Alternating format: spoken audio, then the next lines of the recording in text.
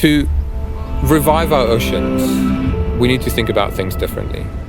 Nothing is an easy fix, it'll never be, but we have to start somewhere.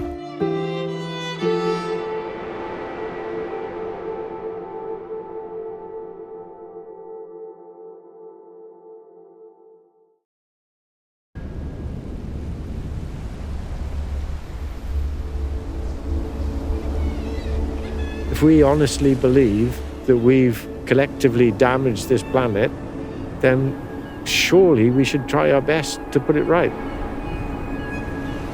Any young person who might come up to me in another 10 years' time and say, didn't you know about it? Yeah? We do know about it. Well, give them a fucking chance. Do some bloody good. Yeah, that sums it up, I think.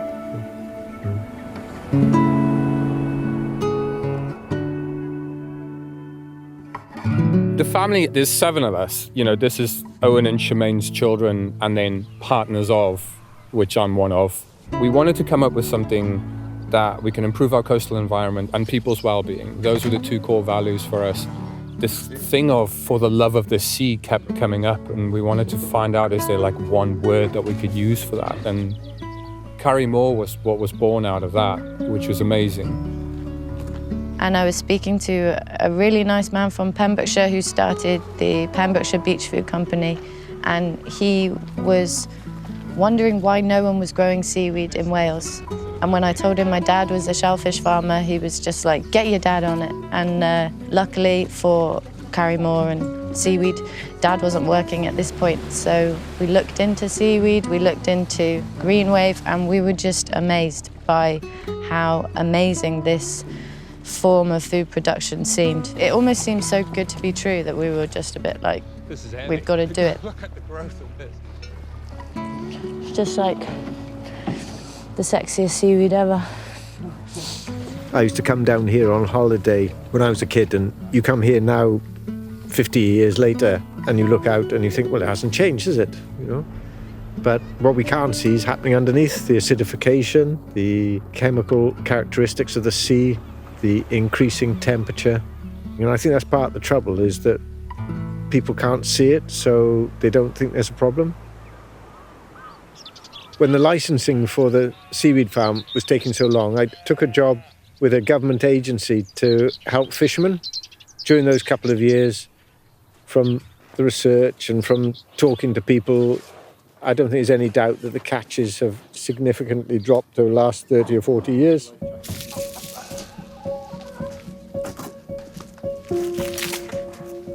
When I was really small, about 2 years of age, my father decided to sort of come down and fish a small trawler, and did that for about 15 years. The trawler he had was a bottom trawler.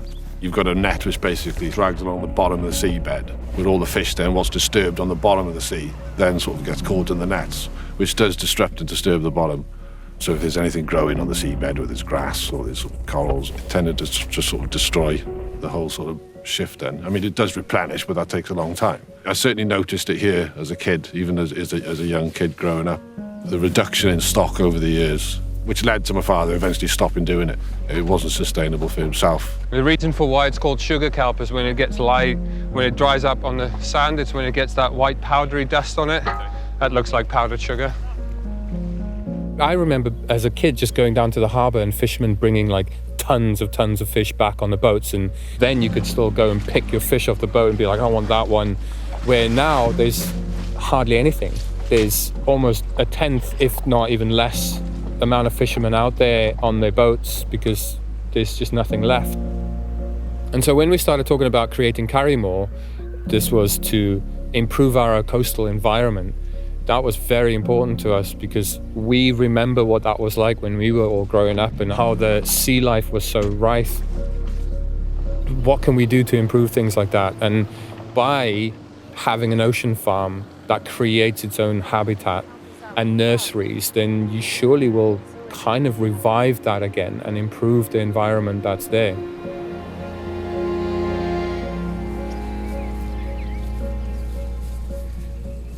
So the beauty of these ocean farms is that we can battle climate change with it. With the seaweeds and mussels and oysters, we can offset CO2, take out excess nutrients out of the water, like nitrates and phosphates. It's one of the most sustainable ways of growing crops. We don't need land, we don't need fresh water, we don't need pesticides, and we don't need fertilizer.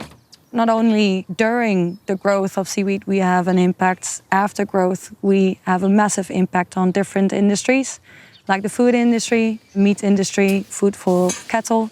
And on the other hand, we can create biostimulants, bioplastics. It's a super versatile crop. The impact is bigger than you think.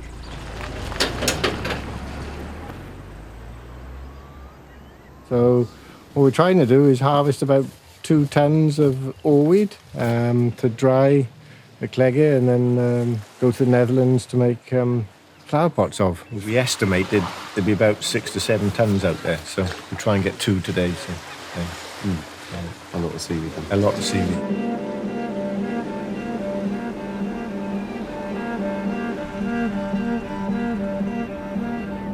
Now, the concept of an ocean farm is a bit difficult for people to sometimes understand. And the way that I like to explain it is that if you were to walk down the coast path now and you look out to the sea, you're going to see lines with buoys just floating on top of the water. What you don't see underneath these lines is what's actually growing there. You'll have long lines of seaweed that's suspended from the ropes. And in between those, you'll have lantern nets that's then filled with oysters. And down at the bottom of the ocean, we've got big cages that's got scallops in them. Also between the buoys, you'll have these thick ropes that mussels are growing on. That's kind of what a 3D ocean farm is. And the idea of the seaweed and the shellfish growing together, it just creates this beautiful underwater garden where other marine species can come in and they can get food, they can get protection, it can be a good breeding ground. You put a couple of lines and some buoys and it just creates like an extraordinary overgrown hedgerow, absolutely full of life, teeming with life.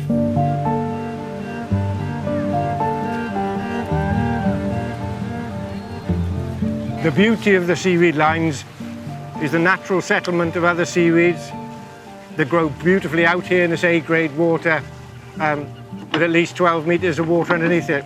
We got sea lettuce, we got dulse, and there's larvae all along the lines as well, which is fabulous. No sand in them, nothing. Perfect for the food market, and obviously bringing all the environmental benefits, where before the ropes and things, there was nothing growing out here at all. So, all good news, yeah.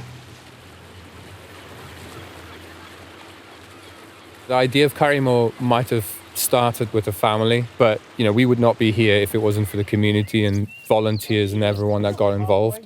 Once the word kind of spread a little bit more and more people wanted to be part of this and realized what potential this has. We have over 150 people that's part of this, members, volunteers, investors, people that really see the potential of this. The dulse.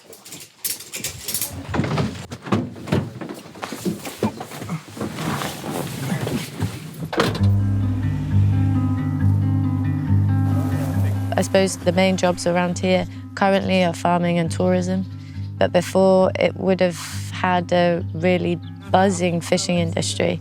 Fishing as a tradition, you just see it dying out. It's usually handed down through generations. But there's lots of boats that have slowed down, have been sold. Generations have not passed that down.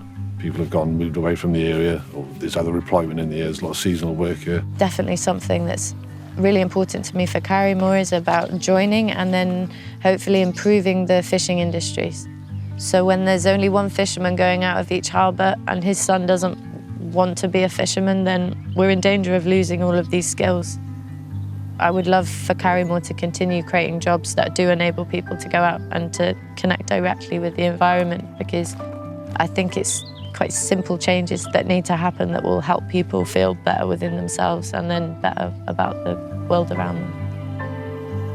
We are now just trying to get as much air into the plant, so they will start the drying process, and tomorrow will be all around drying. After that's done, it will be transported to Holland, and together with my partners there, we will refine it to biostimulants for tulip bulbs and bioplastic. So for instance, this is a biodegradable injection molded flower pot. In particular from us, we are using it for for food products, we are using it for bioplastics, we are using it for fertilizers, we are making beers with it, we are making cosmetics with it. So it's mind-blowing to think that something that actually just grows out on its own in the sea can be used for so many applications.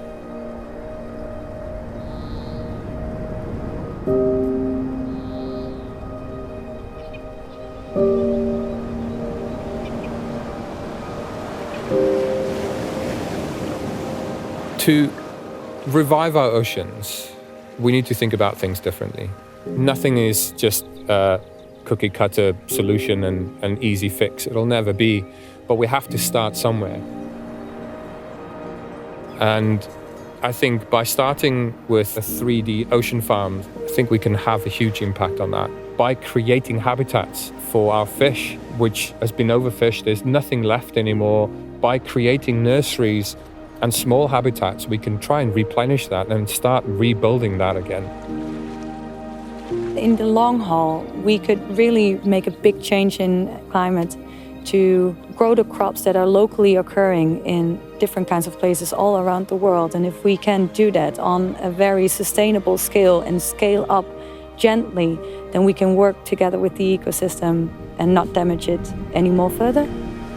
I hope that, in not the too distant future, to see more and more of these up and down the coast, and hopefully by what we're trying to do here right now, that we can pave the way for that to happen.